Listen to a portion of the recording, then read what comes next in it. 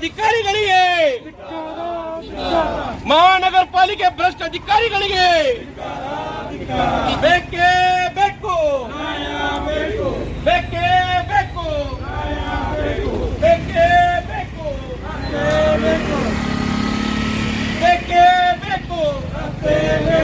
ಬೇಕೇ ಬೇಕು. ಭ್ರಷ್ಟ ಅಧಿಕಾರಿಗಳಿಗೆ, ಮಹಾನಗರ ಪಾಲಿಕೆ ಅಧಿಕಾರಿಗಳಿಗೆ, ಮಹಾನಗರ ಪಾಲಿಕೆ ಅಧಿಕಾರಿಗಳಿಗೆ ಬೇಕೇ ಬೇಕು, ಬೇಕೇ ಬೇಕು, ಬೇಕೇ ಬೇಕು.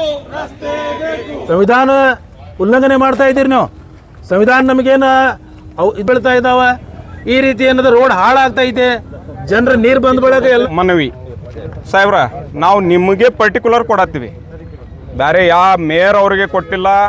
ಅವ್ರಿಗೆ ಬರೇ ಮಾಧ್ಯಮದ ಮುಖಾಂತರ ಅವ್ರಿಗೆ ರಿಕ್ವೆಸ್ಟ್ ಮಾಡ್ತಾ ಇದ್ದೀವಿ, ತಮಗೆ ಮನವಿ ಕೊಡ್ತಾ ಇದ್ದೀವಿ. ತಾವೇ ಈ ಮಹಾನಗರ ಪಾಲಿಕೆ ಅಧಿಕಾರಿ ಇರೋದ್ರಿಂದ ಸಾರ್ವಜನಿಕರು ಮತ್ತು ನಿವಾಸಿಗಳು ವಾರ್ಡ್ ನಂಬರ್ 25 ವಿಜಯಪುರ ನಗರ ಮಹಾನಗರ ಪ್ರದೇಶ. ವಿಷಯ: ವಾರ್ಡ್ ನಂಬರ್ 25ರ ಬಡಿ ಕಮಾನ್ದಿಂದ ಅತಾವುಲ್ಲಾ ಸರ್ಕಲ್ವರೆಗೆ ಇರುವ ಮುಖ್ಯ ರಸ್ತೆಯನ್ನು ತಕ್ಷಣವೇ ಶಾಶ್ವತ ಮತ್ತು ಗುಣಮಟ್ಟದ ದುರಸ್ತಿಗೆ ಒಳಪಡಿಸುವ ಬಗ್ಗೆ ಮಾನ್ಯರೇ, ನಾವು ವಿಜಯಪುರ ಮಹಾನಗರದ ವಾರ್ಡ್ ನಂಬರ್ 25ರ ಸಾರ್ವಜನಿಕರು ಮತ್ತು ಸ್ಥಳೀಯ ನಿವಾಸಿಗಳು ನಮ್ಮ ಪ್ರದೇಶದ ಮುಖ್ಯ ರಸ್ತೆ ಬಡಿ ಕಮಾನ್ದಿಂದ ಅತಾವುಲ್ಲಾ ಸರ್ಕಲ್ವರೆಗೆ ಕಳೆದ 3 ವರ್ಷಗಳಿಂದ ಹಾಳಾಗಿದ್ದು ಜನಜೀವನದ ಮೇಲೆ ಗಂಭೀರ ಪರಿಣಾಮ ಬೀರುತ್ತಿದೆ. ಈ ವಿಷಯದ ಕುರಿತು ನಿಮ್ಮ ಗಮನಕ್ಕೆ ಈ ಕೆಳಗಿನ ಅಂಶಗಳನ್ನು ತರಲು ಬಯಸುತ್ತಿದ್ದೇವೆ. ರಸ್ತೆಯ ಭೀಕರ ಸ್ಥಿತಿ: ಈ ಮುಖ್ಯ ಮಾರ್ಗವು ಸಂಪೂರ್ಣವಾಗಿ ಹದಗೆಟ್ಟಿದೆ. ಪ್ರತಿದಿನ ಲಕ್ಷಾಂತರ ಜನ ಸಂಚರಿಸುವ ಈ ದಾರಿಗೆ ಪ್ರಯಾಣ ಅತಿ ಕಷ್ಟಕರವಾಗಿದೆ. ಗುಂಡಿಗಳ ತೀವ್ರತೆ: ದೊಡ್ಡ ಮತ್ತು ಆಳವಾದ ಗುಂಡಿಗಳಿಂದ ರಸ್ತೆ ತುಂಬಿದ್ದು ಮಳೆಗಾಲದಲ್ಲಿ ನೀರಿನಿಂದ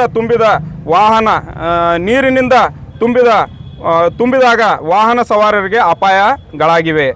ಅಪಘಾತಗಳ ಹೆಚ್ಚಳ: ಕೆಲವು ದ್ವಿಚಕ್ರ ವಾಹನಗಳ ಸವಾರರು ನಿಯಂತ್ರಣ ಕಳೆದುಕೊಂಡು ಬಿದ್ದು ಗಾಯಗೊಂಡು ಘಟನೆಗಳು ಹೆಚ್ಚುತ್ತಿವೆ. ಈಗಾಗಲೇ ನಿನ್ನೆ ಕೂಡ ಆಗಿದೆ.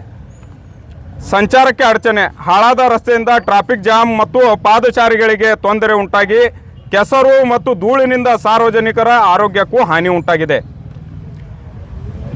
ಬೇಜವಾಬ್ದಾರಿತನ: ಇದರಲ್ಲಿ 3 ವರ್ಷ ಆದರೂ ಕೂಡ ಇಲ್ಲಿವರೆಗೆ ಸಣ್ಣ ಪುಟ್ಟ ಪಾಟೋಲ್ ರಿಪೇರಿ ಬಿಟ್ಟರೆ ಬೇರೆ ಏನೂ ಕೆಲಸ ಆಗಿಲ್ಲ. ಕಾರಣ ಈ ಬಗ್ಗೆ ಹಿಂದೆಯೂ ಮನವಿಗಳು ಸಲ್ಲಿಸಿದ್ದರೂ ಪಾಲಿಕೆಯಿಂದ ಯಾವುದೇ ಕ್ರಮ ಕೈಗೊಳ್ಳಲಾಗಿಲ್ಲ. ಇದು ನಿರ್ಲಕ್ಷ್ಯತೆಯ ನಿದರ್ಶನವಾಗಿದೆ. ಆದ್ದರಿಂದ ಸಾರ್ವಜನಿಕರಿಂದ ದೈನಂದಿನ ಸಂಚಾರದ ತೊಂದರೆ ಹಾಗೂ ಜೀವಹಾನಿ ತಪ್ಪಿಸಲು ದಯವಿಟ್ಟು ಈ ವಿಷಯವನ್ನು ತುರ್ತಾಗಿ ಪರಿಗಣಿಸಿ ಬಡಿ ಕಮಾನ್ನಿಂದ ಅತಾವುಲ್ಲಾ ಸರ್ಕಲ್ವರೆಗಿನ ರಸ್ತೆ ಶಾಶ್ವತ ಮತ್ತು ಗುಣಮಟ್ಟದ ದುರಸ್ತಿ ಕಾರ್ಯವನ್ನು ತಕ್ಷಣ ಪ್ರಾರಂಭಿಸಲು ಸಂಬಂಧಪಟ್ಟ ಅಧಿಕಾರಿಗಳಿಗೆ ಆದೇಶ ನೀಡಲು ವಿನಂತಿಸುತ್ತೇವೆ. ತಮ್ಮಿಂದ ತಕ್ಷಣ ಮತ್ತು ಸದೃಢವಾದ ಕ್ರಮ ಬಯಸುತ್ತಿದ್ದೇವೆ. ತಾವು ಆದಷ್ಟು ಬೇಗನೆ ಈ ಕೆಲಸ ಮಾಡಬೇಕಂತ ಹೇಳ್ತಾ ಈ ಸಾರ್ವಜನಿಕರ ಮನವಿಯನ್ನು ಸ್ವೀಕರಿಸಿ ಇದರ ಮೇಲೆ ಕ್ರಮ ಕೈಗೊಳ್ಳಬೇಕಂತೇಳಿ ಒತ್ತಾಯಿಸುತ್ತೇವೆ.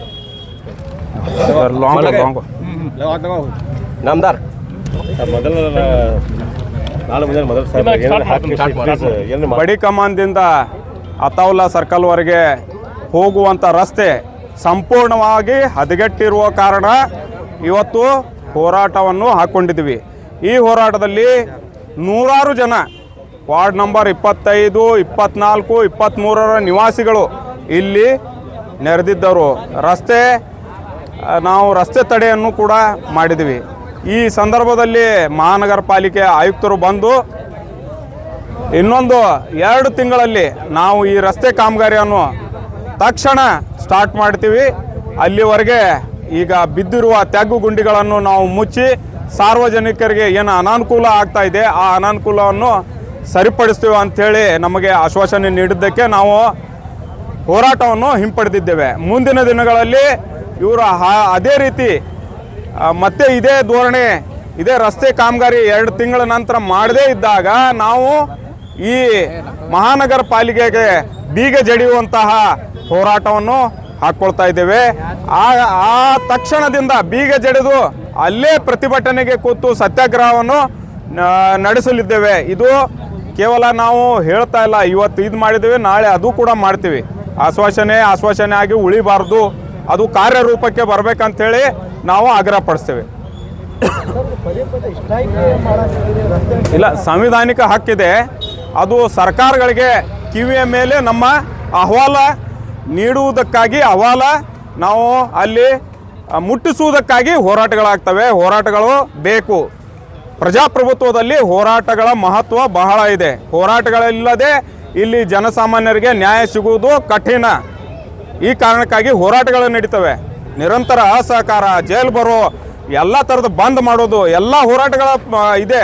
ಇವತ್ತು ನಾವು ಇಷ್ಟು ಮಾಡಿ ಸಾಂಕೇತಿಕವಾಗಿ ಮನವಿ ಕೊಟ್ಟಿದ್ದೇವೆ. ಮುಂದಿನ ದಿನಗಳಲ್ಲಿ ಈ ಜನ ರೋಷಿ ಹೋಗಿ ಅಲ್ಲಿ ಹೋಗಿ ಪ್ರತಿಭಟನೆ ಮಾಡ್ತಾರೆ, ಉಪವಾಸ ಸತ್ಯಾಗ್ರಹ ಮಾಡ್ತಾರೆ, ಗಾಂಧಿ ಮಾರ್ಗ ಹಿಡಿತಾರೆ.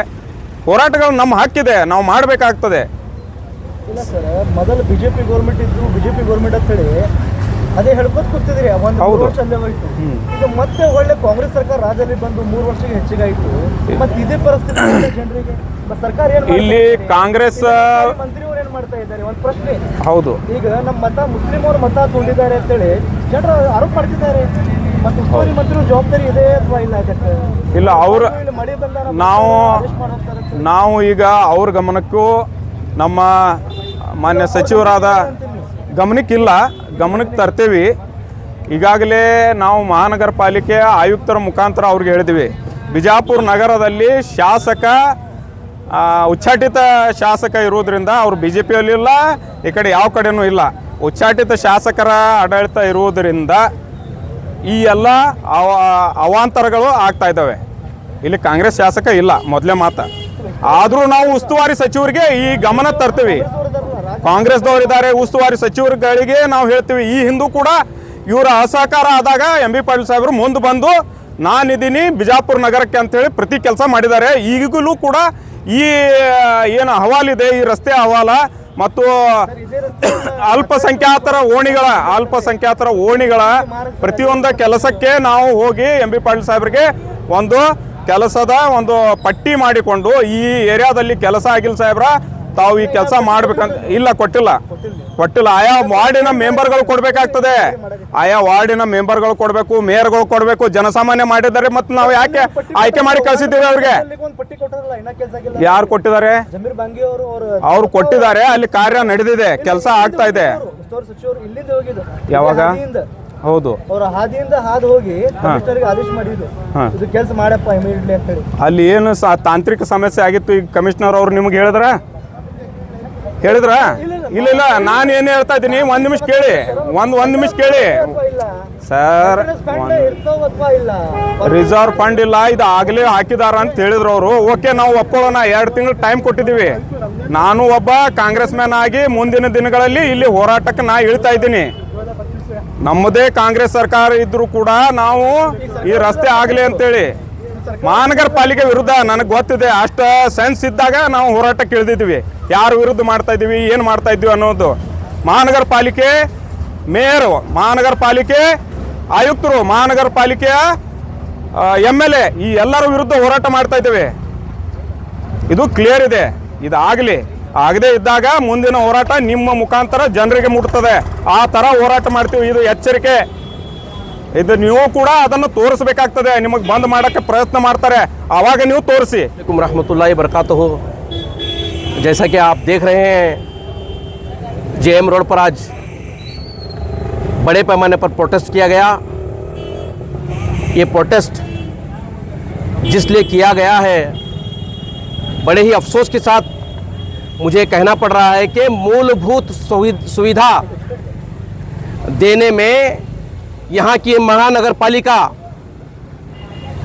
पालिका के अफसरान, यहाँ के मेयर, बीजापुर शहर के उच्चाटित MLA, जोकुमार MLA पूरी तरह से नाकाम हो चुके हैं। जिस तरह की रोड, जिस तरह के रास्ते की खस्ता हालत है, वो फिक्र करने की नहीं, अफसोस करने की बात है। बीजापुर शहर एक तारीखी शहर है, जिसकी ज़्यादातर इमारतें JM रोड पर काबिज हैं। चाहे वो आसार महल हो, चाहे वो बेहतर महल हो, चाहे वो बड़ी कमान हो, चाहे वो जामिया मस्जिद हो, चाहे वो गोल गुम्बज का एक रास्ता इस मेन रोड JM रोड से जाकर के गोल गुम्बद को मिलता है। जिस तरह